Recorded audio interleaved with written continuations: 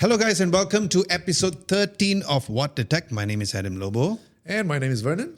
And thank you so much for tuning in. It is, yes, the 13th episode and more episodes together with brother Vernon over here. Today's episode is going to be based on 5 things. Some are rumors, some are really good news. We have the Samsung Galaxy G Trifold, a different take for Samsung in terms of the Trifold. The Samsung Galaxy Ring is finally here in Malaysia after so many months, almost a year, I guess. Xiaomi is planning or rumored to have their own smartphone chip. CMF, the budget phone or the products from Nothing, is also going to be releasing stuff on the 28th of April.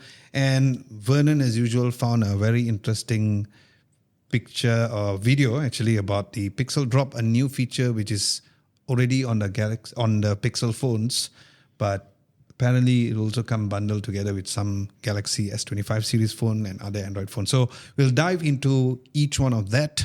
For those of you who join us for the very first time, this is What the Tech, whereby we explain or give you context on news specifically of the week, instead of us creating a dedicated video on each, which we still do here on Adam Lobo TV. So if you think that this is some kind of content that you like to just listen to two guys who love tech to just banter and just discuss and just complain about what is happening. We love complaining. It's not because we want to complain for the sake of complaining, because sometimes when we want to do a review, if we are just going to be complaining all the way, it feels like, okay, so can you tell me what's good about it? So this would be like the so-called uncensored version of how we first feel. Uncensored is the word. And of course, we'll be also commenting on some of the videos that we always release. So by the time you're watching this, finally the video of the Xiaomi 15 Ultra versus the Vivo X200 Pro is already out. So be sure to check that video out because we'll be talking about that. And then next week we'll be releasing, not next week, hopefully tomorrow, on Sunday while you're watching this, which is tomorrow, the A56 review will be out. And next week is where we'll be finally reviewing in depth the Poco F7 Ultra. So that would be for this week's topic. Let's start off with the Samsung Galaxy G Trifold. Before we give the mic to Vernon over here, I saw the concept during the launch, meaning like when I went for the Unpacked in the US, I did see a very quick glimpse of it, together with the Project Mohan, the XR headset, right, which I did see the headset in MWC this year. Didn't get to try it because it was like in a glass showcase. But the Trifold was not to be seen in MWC. First, give everybody your thoughts about this Trifold. Why is it different than the Huawei Mate XT? And also comment on the fact that apparently it's only going to be released in Korea and China. So yeah, divide or explain on those two factors. I mean, is Samsung finally catching up with Huawei in the Trifold market? I think so. It looks very different. It's a completely different take on the Trifold design, where with the Mate XT, it's more like a leaflet kind of design where it still has a cover screen. What Samsung has done with the G Fold is when you close it, there's actually like almost like a letter G from the side profile. And what I like about it is that the cover design, the cover screen is actually inside and is protected. Whether that is advantage to some might not like it because you still want to be able to use the phone and a screen, an auxiliary screen on the outside when the phone is closed. But I think it's a different take. I think it's nice that the screen is actually protected. So I think it's very nice. Will it be available globally? Apparently, like you mentioned, only South Korea and China. Maybe they're playing it safe. I don't know. Again, it could be a massively expensive device where it's only catered to a niche audience. Maybe South Koreans and Chinese can afford it. I don't know. But I find that it's a little outrageous in terms of the design. I like that it's different. What are your thoughts about it?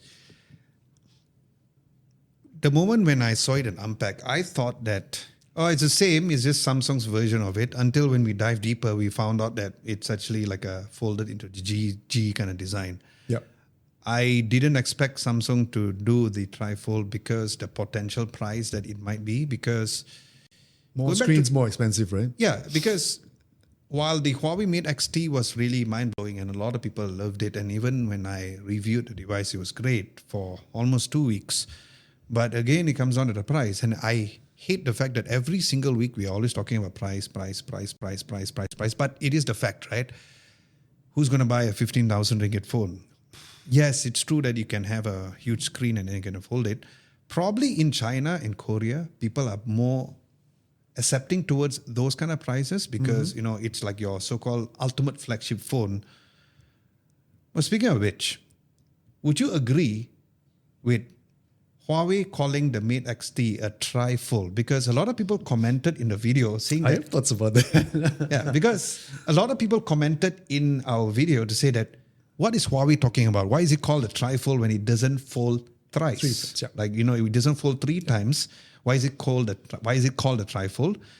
But yeah, I think it comes down to the price. So let's talk about a trifold first and foremost before we talk about availability. I'm going to talk about maybe an analogy of the phone and the form factor and something that's very close to my heart, which is printing. Right? In printing, you have a leaflet. You can have a 3-panel leaflet, which is literally what the Huawei Mate X-T is, a 3-panel leaflet, which has 2 folds, not 3 folds. So a trifold is actually a misnomer. It is a 3-panel device, but with 2 folds. So maybe it's a branding thing. And it's much more interesting where it's something that's a bigger number than just a 2-fold. So would you agree that it should be called Mate X-T trifold, or based on like printing panels, you feel like, oh, it's wrong? I wouldn't even use the term trifold. Just call it a Mate X-T. Keep it simple. That's a or good something point. else. That's a good point. But here's a question for you. I feel that a phone like this with a 3-panel where it's so much bigger as a device, and in these days where a person has multiple and carries multiple devices, do we really need this one device to go with probably another phone, another tablet that you have, maybe a laptop in your bag? I feel that maybe the idea behind this was to get rid of all of that and just bring one device. But what about you? If you were to have a foldable phone like that, or maybe a trifold, since we're on that subject, would it replace all your other devices? Would you carry just one device with you? Because I feel that's the thought behind a device like that. Very good question. Because when I was using the Z Fold as my daily driver, I still use my laptop because the operating system is different, right? What you have on a phone, what you have on a... Because you're a Mac user, right? So, but assuming that you hypothetically you're a Windows user, or would you be able to leave that laptop behind and just use your phone? Still no, because device. Even though I'm a Mac user, but still no, because the experience, the apps that you use on your phone versus the apps that you use on a desktop, even Windows for that matter, it's different. So it does not matter how big of a screen is, it is great, but it still cannot replace my laptop experience, the typing experience, the idea of it being a separate device. So I don't think it will solve my problem of really making it a single device. So even since I'm in the Apple ecosystem, even if Apple comes up with a trifold, for example, or like a Mate X-T or this G Fold form factor, you'll still carry your... I will still carry my MacBook Pro. I will still carry my MacBook Air or my MacBook Pro because of, how Final Cut Pro for the iPad is different than Final Cut Pro on the Mac. There's a reason to it. Because you have your touch controls, you have different controls and how you work. And that's the reason why I still carry my Mac, because I prefer the Final Cut Pro on the Mac as opposed to the iPad. So if their intention for the companies is to create this kind of form factor in order to replace the whole entire ecosystem, for me, it won't work because I still need to use a laptop per se. How about you? Right. I mean, the foldable idea was a much more productive device, and that's something that they've been trying to sell to consumers, right? Yeah. It's a more productive thing. You can, work on the go, and you don't have to lug your laptop around. I feel if it was for me personally, I would still be carrying a couple of devices.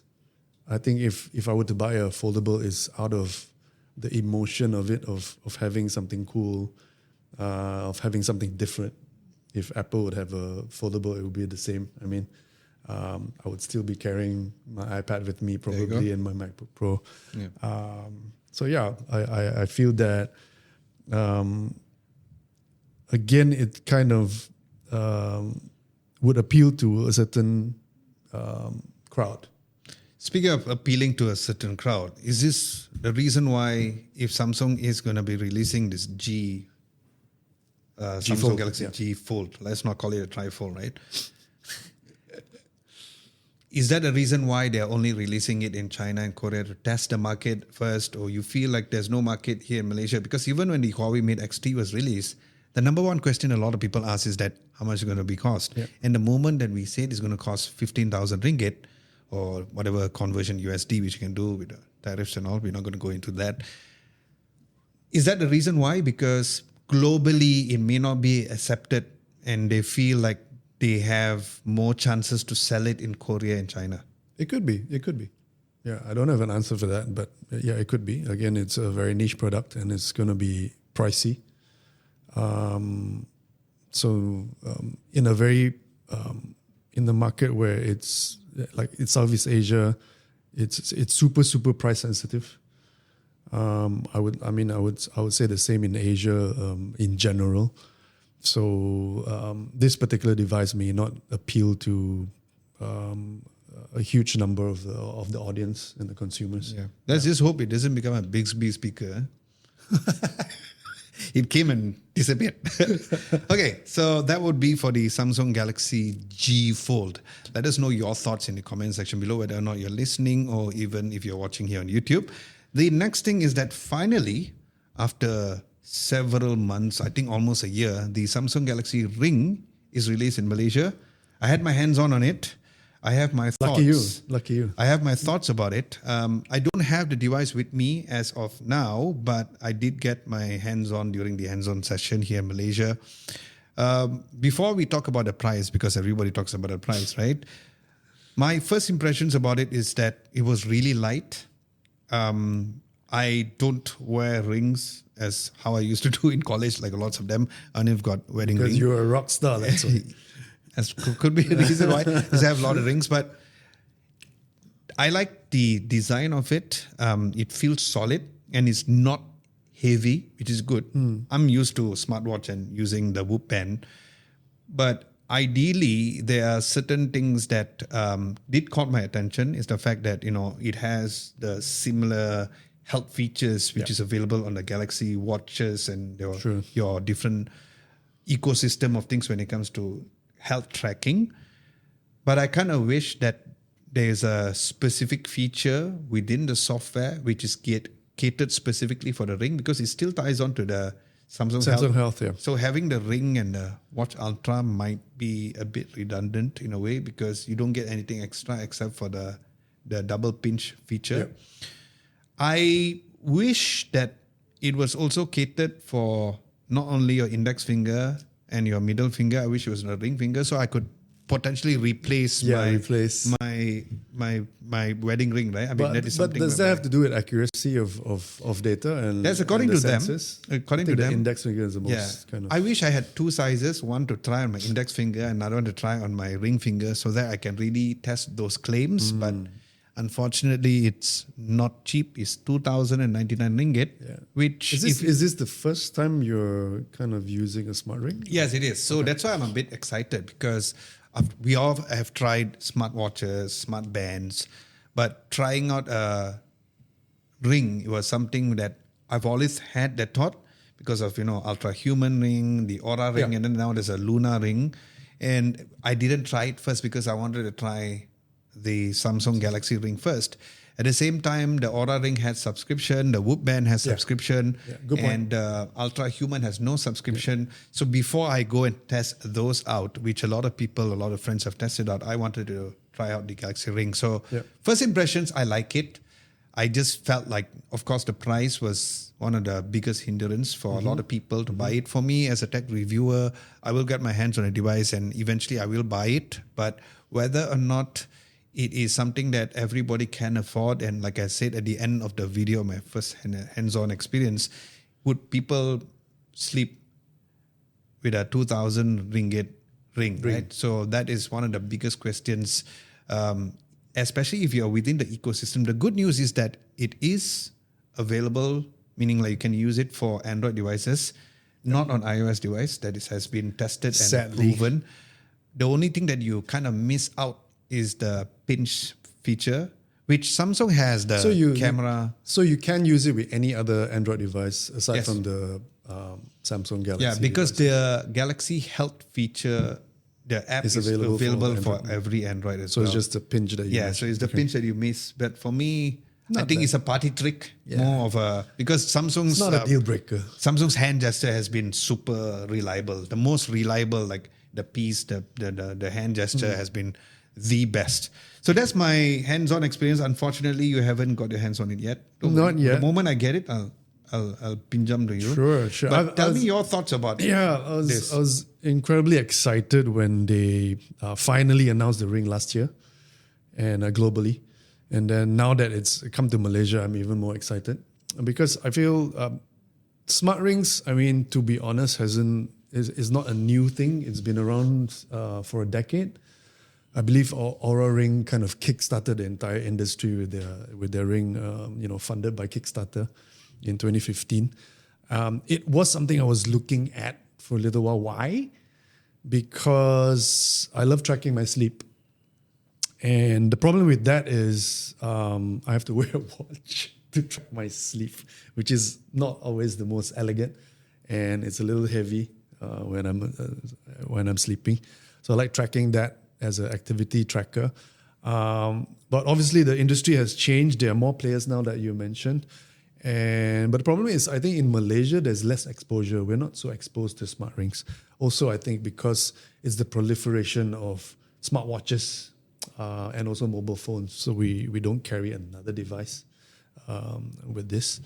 But I'm really excited to see Samsung entering this fray, and until also Apple hopefully comes out with a ring.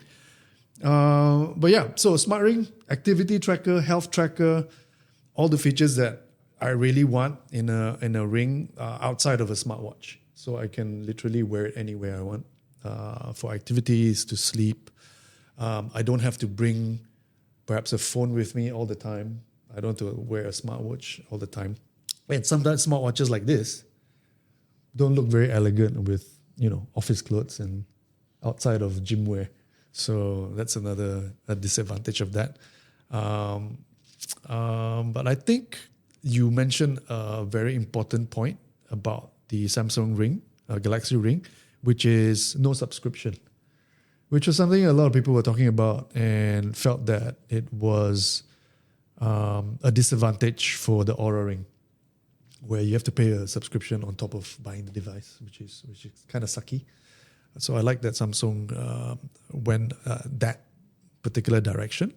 My impressions of it, I mirror yours. I think it looks pretty good. The packaging is really nice. It is. With the transparent battery case and a charging case.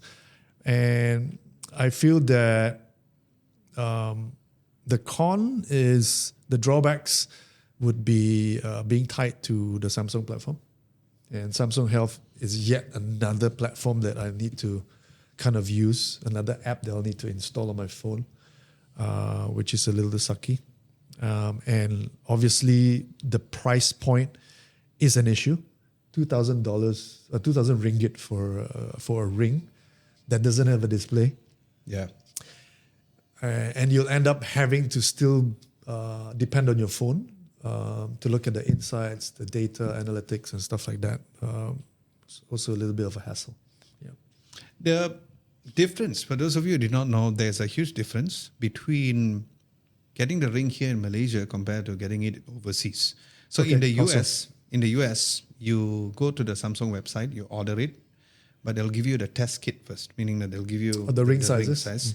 And you can use it probably maybe a week, because you might know exactly, because maybe on that spot, because weather plays a huge advantage. Because what happened for me is that I chose my ring size because we had an NDA to sign before going to the US. So Okay. I thought that they're going to give us the ring when we had the US to test out.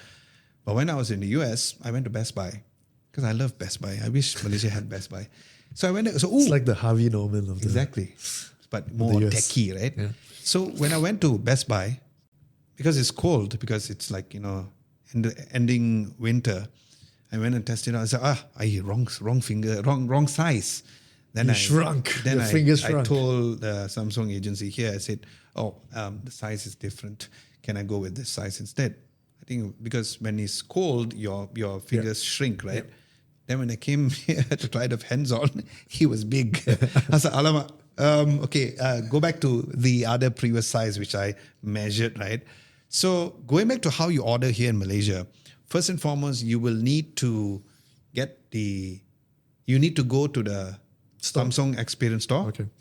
Then you test it there, and then it takes about 3 to 4 weeks to come. So it's made to order. It's Yeah. custom. So I don't know whether because they wanted it to feel premium so that not everybody can get it. But like I said, in the US, what happens is that there are stocks available also if you go to Best Buy. And if it's your ring size, you'll be like, okay, thank you. I'm going to go back Right. home, right? Right. But apparently what they also found is that when, for example, they said I'm a ring size 7 or 8, and then it's not there. There are a lot of customers complaining, why is my ring size? Are you discriminating against people with this ring size? But that is, I guess, a US problem. I don't think it's a general problem. But what are your thoughts of Samsung Malaysia doing this particular approach of making people to go to the Samsung Experience Store, test out the ring size, and then ordering it after to confirm? I mean, the ordering process is a bit of a hassle, I feel, but bringing people to the store isn't a bad thing, because then you can upsell and sell other things to them, right? Oh, that's a When good they're point. Yeah. there. Yeah, so the store experience is always irreplaceable. I mean, ordering online is completely different experience. You order something online, you don't have that visceral, physical, experience of that store. So I think it's a good thing to bring people to the store, but it sucks to have to wait 3 to 4 weeks and not pick up. Probably something just 1 that's- week, then it'll be at least okay. If it's like 3 to 4 Yeah, weeks. but then you need to come back to the store, which is a bit of a hassle. I want to go to the store, get my size fitted, and then pick up the device and go home Yeah. to be able to do that. Yeah. Probably, I think that 3 or 4 weeks, maybe they have an option to send it over to your house. But I think Maybe. Malaysia has not really adopted the idea of buying something like a ring where you really need a proper fitting in order for you to rely fully online. So I personally think it's a good idea, because at least you confirm your size first. Because probably, I'm glad that even Malaysians doesn't adopt the whole return The policy. return policy, the return yeah, we policy, don't how really people do have in the that, US yeah. and all. But if Malaysia were to send out the ring kit, and don't know how fast they'll make a purchase decision, maybe they're like, hey, how are they going to call? Bro, you tried already, How does that already, work? Can I mean, you don't- give us back? Yeah, for the ring kits, you don't return them, right? You just keep I them. think, in a way you keep it. Do you pay for them? Okay, based on my MKBH's video, they will send it over for free. Okay. That was when it first came out.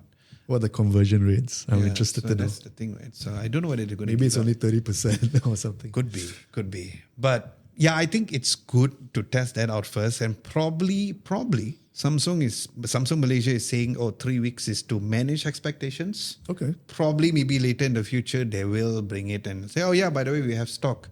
And it would be, what they said, there's this very interesting story about how instead of giving more service, if you cut down certain service, people will tend to come back again. Same like hotpot. You know how hot pot? You're technically cooking your own food, but people love that. If you ask this like 20 years ago, they say, hey, by the way, come to my restaurant, you need to cook your own food. You'll be like, what? But now you'll be like, oh, I like that, because the major issue, like what Stephen Bartlett say in his book, is that the reason why... What, Diary of a CEO? Yes, I love the book. Amazing book. The book is in the back here if you want to pinch up. He said that the reason that works is because it solves one biggest problem. Humans do not like to wait.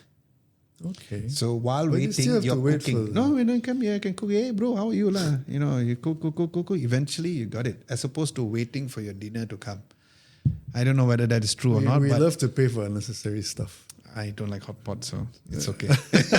Okay, so that is the Samsung Galaxy Ring news. Oh, and wait, if so you guys- how else can we buy the ring? Can anyone buy the ring? yeah, anybody can buy the ring. Anybody can buy the Yeah, ring. you In just Malaysia have to go to the and- Samsung Experience Store. You can buy it. And of course, the plus factor is that if you have a Samsung Galaxy phone, it'll be better because you can use the pinch gesture and all. Any Yeah. promos at the moment that you know of? I don't think so. Okay. I don't think so. They might have. I think you can hit to the website, or Brother Jefferson will put more links down below for you guys to check it Yeah. out as well. So yeah, if you haven't seen that video of the hands-on video, that'll be out. It's already out right now. But in-depth review, I'm going to do something a little different. I'm going to review the ring on different occasions, like sleeping, obviously, because I love to track my sleep in a gym. Gym, you're going to be divided into two situations. Number one would be when I'm doing upper body workout, which will involve the ring. I was going to ask you and about then you that. have your... How does that distract you, right? Exactly. So I don't know. When maybe I'm you're gonna test it lifting out. weights Yeah. and- Because it's on the index finger, Yeah, right? which So you is- might interfere with the bar Do you wear handles. gloves when you... No, I don't. Okay. And also, what if it's a leg day? Does it even track whether or not you're moving? Because your leg day, you hardly move your hand, ma. I think there are algorithms for that, but even with your smartwatch, if you wear a smartwatch and you're doing, lower body, Yeah. it still detects Exactly. true Yeah, algorithms. it does in a it way. does, yeah. But I still How think, accurate, I yeah, don't so know. I just know how accurate. I will be doing like a not direct comparison, but probably a comparison of reading with the Whoop Band as opposed with a smartwatch, because it is, it depends more on the phone as opposed to having its own screen. Absolutely. And other than that, I mean, I'm not a swimmer. I can't even swim. But I think that is the main ways that I'm going to show. I just want to know how distracting it is to use it daily. And yeah, stay tuned for my in-depth review as soon as I get the device. Oh wait, there's My an hands. IP rating of it, right? Yeah. It's 68. Yes, correct. And you can take it swimming, so it's 1080 ATM, correct? Yeah, I think so. Okay. Yeah. Got it. Okay, the next news is going to be based on Xiaomi, apparently rumored to have their own smartphone chip. Another one. Here's another one. So they are following the footsteps of Samsung, of course, with their Exynos chipset, which Huawei, always gets a Google, backlash about it. Huawei's Kirin chipset those days was the best when it comes to battery optimization, and of course, Google's Tensor chip, Yep. useless. But yeah, they Basically a Samsung chip It that's is, a yeah, bit basically a customized. Samsung chip, but Kononia is a Google Tensor chip. So it's still a rumor at this point in time. Now, in the guy Jukan Los Rev says that he said didn't US ban that, but I'm not quite sure what he's referring to about the US ban. yeah, because if we got it right, is US banned Huawei, but not specifically Xiaomi. Otherwise, means brands like Techno and all cannot use the chipset in the first place. So Absolutely. that is quite interesting. What are your thoughts about Xiaomi doing this, like following suit with other manufacturers making their own chip? We talked earlier about mobile manufacturers going into this customizing their own chips and building their own chips. It is an advantage, Yeah. because then you'll be able to control the entire supply chain, and which leads to basically cost advantages. Yeah. Obviously. And also hardware and software integration would be much better. Yep. A bit like how Apple does it. And obviously Samsung and Huawei also went into designing and making the chips themselves, which is an advantage. Yeah. But I was telling you earlier, semiconductor, it's hard. It's so hard. And it takes a lot of talent, takes a lot of technology, it takes a lot of money and resources. And for Xiaomi to embark on this. Good luck to them. Like the advantages that I mentioned maybe far outweigh the disadvantages here. Yeah. But it will take time because the other players are just so far ahead. Yeah. And maybe they're just going to do it for their mid-range phones. I don't know.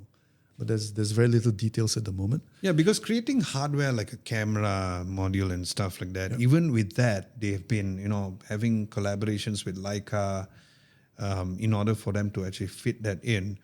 They have been still relying on Snapdragon chipsets to power, Absolutely. especially when it comes to the image processing and stuff like that. I think if it was so easy to create their own chip, I think Huawei would have already done that and not worry about anything. It is not an industry whereby, I want to create a chip. Let's do that tomorrow. You can't do that. It takes years and years, probably even a decades of 10, 20 years to do something like that. Right. And the other thing about making chips is you need mass, you need volume. So if you're talking about chip makers, dedicated chip makers like Qualcomm and MediaTek, they make chips and they make chips for many other manufacturers, like other brands. But for Xiaomi, is it going to be voluminous enough for that investment in their business? Right, it's different. Apple has billions of devices, in the market. iOS, they've got MacBooks, everything running on a very similar chip architecture, which is fine. Samsung had a bit of a problem because only Samsung devices use Exynos chips, for instance. And for Huawei, it's the same. Only Huawei devices use Kirin.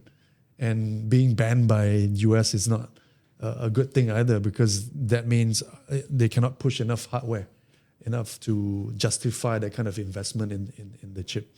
So, stuff like that. It's a similar thing whereby it took, almost 4 to 5 years before Apple came up with a C1 modem because they acquired the whole Intel team. Business, And we almost forgot about that. It was just news at that time. So, whatever. But it took them 4 years in order for them to do that. And that is with Apple's huge amount of people working for them and making sure everything is okay.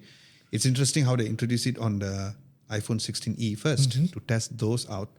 Based on our test, I think I have no issues with it. It's great. Reception great. As good as the Intel modems? I don't know. I mean, we don't have a direct comparison with that. But the only thing that I just wish is that there's no drop of calls, especially when you're on the road, because it's still a thing whereby you still get cut off, or you get cut off and go, "Hey, bro, sorry, I passed my under flyover." That's a Malaysia infrastructure problem, not the iPhone problem. So, but still, if the modem is so strong, it probably would not have such issues.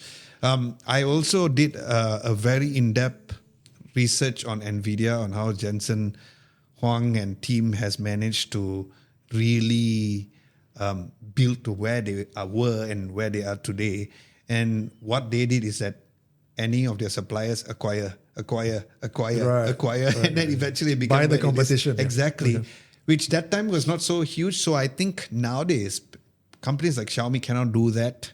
They cannot do what maybe what Apple did with Intel last time. Whether or not it's going to make a huge difference, that one we all have to wait and see once the new Xiaomi device. The rumor is that they are going to be releasing on not their flagship if this is really going to happen. Be on the mid-range, right? Yeah, so maybe apparently the Xiaomi 15S. I didn't know there's going to be an S version of the Xiaomi 15. But if it is, that is what the leaks is suggesting, which is somewhere this year. I doubt it's going to be this year. Okay. And if this year is going to be Xiaomi 15S, I think they might just get the MediaTek chipset as opposed to using their own SoC. But that's fair. If you think about it, Xiaomi proved everybody wrong when they released not one, but 2 Xiaomi cars. Yes. They didn't create a chipset though. Yes, they did use the Snapdragon chipset, the mobile chipset. If I'm not mistaken, they use it for for the cars, which is amazing. But other than Huawei, if there's another company which can do what they say they can do, it's Xiaomi. So I guess we all have to wait and see when it comes to that. So whether or not Xiaomi is going to have own smartphone chip. We will just have to wait and see. If the rumor is correct, it will be somewhere this year. I doubt it. But then again, we could be proven wrong. Yeah. Next news is CMF.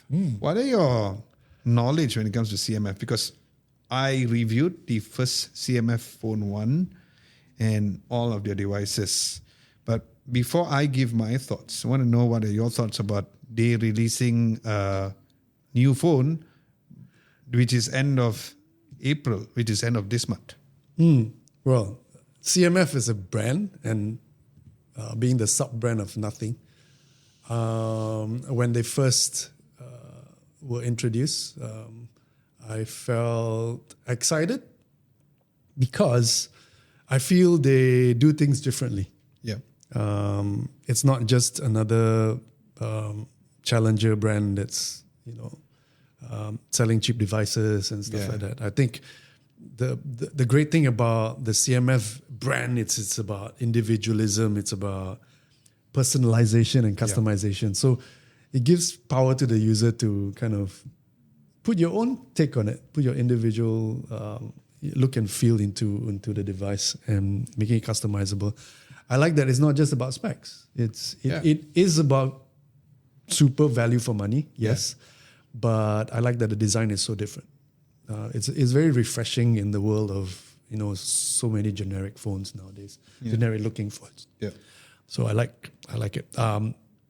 There's very little details about CMF Phone 2 Pro.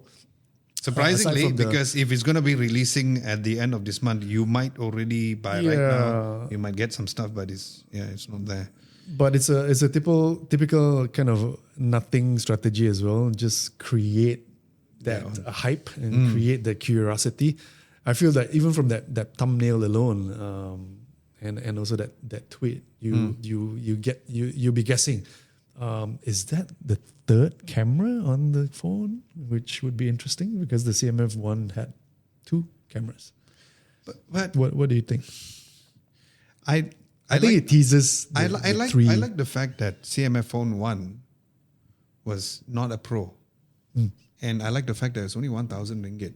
Absolutely, Yeah. It's crazy. And it's crazy how they again, priced the it. biggest complaint for everyone, like I said, in almost every podcast that we do, is the price. And if Nothing is gonna, it's interesting because until now, when we go back to analytics and search results, nobody is looking for the Nothing Phone 3A Pro. People are still searching for the Nothing Phone 3A. No one cares about a Pro. It's funny because we are reaching to a point whereby, is the Pro really even needed? I did a video about, I switched from the S25 Ultra to the S25, and I did it as an experiment, as a test. I still love the S25 Ultra, but a lot of people commented, say, I did the same. I'm like, wow. So why didn't... What's the price difference between the CMF Pro and non-Pro? So, CMF or Nothing? Nothing, sorry. I can never remember pricing. So, Okay. so there's something which is not at the back of my head. But I don't know whether there's a price factor. There was an extra camera module. I love what CMF is doing with all the products that they release. It looks super unique, right? So, it is super unique. And super their fun, buds, super unique. it's so cool with the idea of adjusting the volume knob on top and all. I wish that they, instead of it being a Phone 2 Pro, I just wish there is a Phone 2 with maybe 1,100 ringgit. 100 ringgit It might come, right? I mean, yeah. But they never talked about the CMF Phone 2. They said CMF Phone 2 Pro. So does that mean that will there be a Phone 2 and a Phone 2 Pro, or it will be just a Phone 2? Again, this is going into Poco's territory of releasing an F7, releasing an F7 Ultra and a Pro. It's like, what happened to the base model? I don't know why companies are doing this, because it's just a go-to-market strategy, I guess. It's because the biggest sell the argument for the flagship CMF first. Phone 1 is the fact that other than it was super modular, you can create all these different things which made it unique, is the price factor. 1,000 ringgit phone. And I did I did a extreme comparison. I had the S24 Plus versus the CMF Phone 1. And again, it comes down to whether or not you need all these extra cool features to pay for a flagship phone, right? And I am excited with the CMF brand itself, But the idea of them releasing a Pro instead of releasing a phone 2, that is where I'm a little more skeptical. It's set to launch 28th of April, which is a few weeks' time. So we all have to wait and see. It's coming close. It's coming close. And if they're going to say that the 2 Pro is going to be same price as the CMF Phone 1, then it might be quite mind-blowing. Then people are like, oh my God. I feel it wouldn't. Yeah, I also feel it wouldn't. But that is the only wow factor, right? So, yeah, I think, as usual, as soon as But it the is leaks out, point to, aside from the third camera, it's also teasing a new metallic finish, just like the Nothing phone. So it could be slightly a notch higher than a phone 2. And the phone 2 may probably come a bit later or maybe at the same time. Who knows? Yeah. But different finishing. Correct. I mean, And again, one less camera probably. even the watch was so great. It looks so I remember nice. when CMF launched the original phone in Malaysia, they had this bundle where you get the watch and the buds. Yeah. That was just crazy. That's and why I said that I they was should- so close to buying the CMF phone because it was like a no-brainer, right? It was under 1,500 ringgit. And it's so then you get unique by lot. itself. And imagine like being in the CMF ecosystem, that could be a very good potential. So, like I said, I believe that they should just stuck with the non-pro version. But who knows, maybe they might surprise us with this particular pro version. But again, let us know your thoughts in the comment section below as usual. Okay, then let's go into the next one. So this is a video which I didn't know about, which you saw it, which is the Pixel Drop. So give us the lowdown on the Pixel Drop. Well, if you didn't know, Pixel Drops are essentially just software updates. Just sounds sexier, and definitely sounds sexier than just a software update. So what Google does is they push out these Pixel Drops to Pixel devices globally, either monthly, bi-monthly, sometimes quarterly. So they can be small or big updates, and many a times is about feature enhancements. So you get new features on your phone, and you get bug fixes, you get software fixes and stuff like that. So the last update was in March, where Google delivered Gemini Live and some camera enhancements. They had some scam detection feature. So it was Google's idea is that continue to improve your devices over time, so your phone actually gets better, not worse, over time, which is a good thing using software. And the background there for Gemini Live is that it allows you to speak to your phone or to Gemini in natural language, in up to 45 languages, without having to change language. So you can interact with an AI, basically an AI assistant, in different languages, and it uses Gemini 2.0 Flash. I'm not sure if you use Gemini as a tool. Yeah. So without typing, you can kind of talk back and forth. It understands context. You can kind of use it for brainstorming. You can use it for research. You can even practice your speech aloud and get them to review it and say, where should I improve my speech or my script, right? You can do that with you. But so the latest kicker is that the new Pixel Drop in April brings you Gemini Live, but with live recording and also screen share. I love that you can do that because you'll be able to use your Pixel device, turn on your video camera, and then analyze something. Let's say you want to know something about this device. You say, can you tell me more about this mic? And it gives you information about that, which is really cool. The other use case would be when you screen share something. Imagine you're doing, let's say you're on Final Cut Pro, and you say, how do I do an L cut? And then Gemini tells you how to do it step by step. I feel that it's just so useful as AI, and it's just a step up from being actually useful and not just generating Ghibli images and removing, photo bombers from your selfies. Yeah. So currently, this particular update, we've already tested out on the Google Pixel 9 Pro XL. It works flawlessly. Is it available on the Pixel 8 then? Or is it only a 9 exclusive? If you have Gemini Advanced, yes. Oh, nice. Yeah. Okay. But for Pixel 9, as long as you get the Pixel Drop, you can. Fantastic. It's also available for other devices like you tested on the S25 Yeah, Galaxy. the baseline.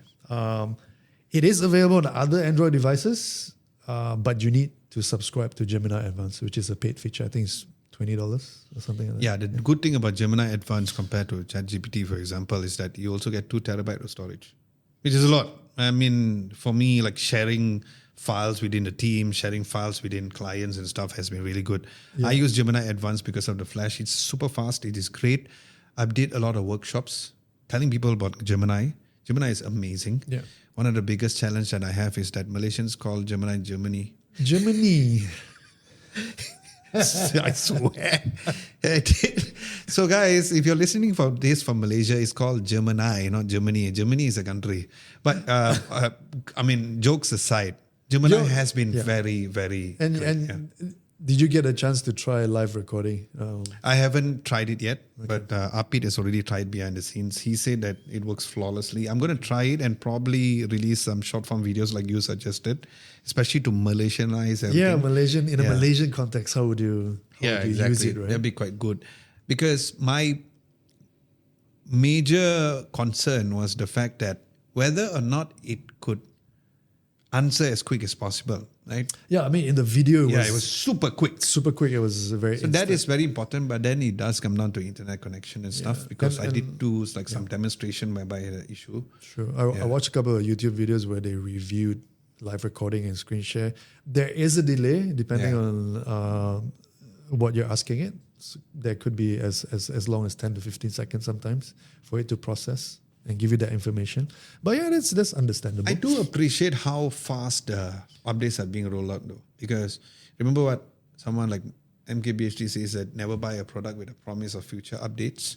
But I feel like Google has been giving the future updates better compared to iPhone, of course, with Apple Intelligence.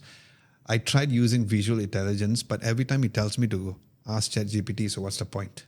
I might as well just use ChatGPT. I was just going to say that Google is really on top of it, and I find that Siri is so dumb. Yeah.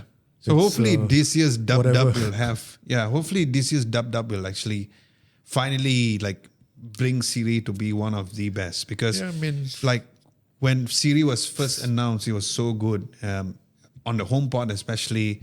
But right now, other voice assistants have really come so far. Really, but another voice assistant which is really left behind is actually Alexa. Oh, Alexa there's like no news on Alexa. No news at all. Quiet. They were the first one to control all of our smart home stuff. But right now you can use Siri, you can use Google Assistant. Yeah, Alexa is kind of Speaking of Google Assistant, from your research and your point of view, with Gemini being so great, do you think that our Google Home and all this voice assistant will change fully Gemini, or they will stick to Google Assistant only for the smart home stuff and Gemini for I feel all there's the an other parts? integration, and obviously Gemini offers a whole lot more. Yeah. But I feel there will be integration. Okay. Slowly but surely. All right. So that is a very interesting thing. If you guys are using a Pixel device, make sure to immediately do that because it is something that you will definitely get mind blown. Our buddy Upbeat has actually tested out. Right after he done his podcast, I'm going to do it and hopefully you can do some short form videos for you guys to see that as well. Make it scan a durian and ask what it is and and whether or not it's sweet. Yeah. If you can know whether it's sweet, it'll be kind of cool, right? Yeah. Based on how it looks, it's not sweet, Buddha. And then you try it's sweet. It's like, hey. How do you open a durian? Oh, can I open a durian? Hey, take a pencil. Can I open it with this? There's so many cool things that you can do. I mean, go crazy, man. Yeah, exactly. Take public transport and let it figure out whether you should take this bus or that train. Very good point. Whatever. Okay. We have a community segment which kind of relays back to the Samsung Galaxy Ring.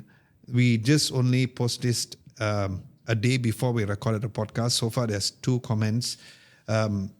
Din has mentioned that how he's going to be sticking to his Huawei Band 6 because it is reliable. And I'm glad that he said Huawei because it shows that Huawei is still more reliable compared to Honor, for example. Again, you all know I always crap on Honor, but it is true because my father-in-law uses a Honor watch. And he needs to download a Huawei app in order to pair it. Well, I mean, they were sub brands before they sold it out. But they claim they are not. So what's up, La Honor? Anyway, I'm glad Dane is saying that. And if it's working, Dane, just stick to that. It's fine. Nash Days 92 says, NASA Dash. I don't know how NASA Days. Okay. He says that it's quite a huge investment, which is true, 2,000 ringgit, huge. It all comes down to the price again. And people are still willing to go with the smartwatch instead of the ring until it becomes affordable. Speaking of affordable, before we close this particular topic, because we talked about it a lot earlier, what is your ideal price for a smart ring? I was actually gonna bring it up earlier. Good. I would say $1,000. 1,000 ringgit. 1,000 ringgit. I would highly consider it. Okay. 500, no brainer. Oh, cost 500 is going to be madness. Yeah. Okay. But I mean, look at it. If it costs 500, it's justifiable. No display. You still need to bring your phone around.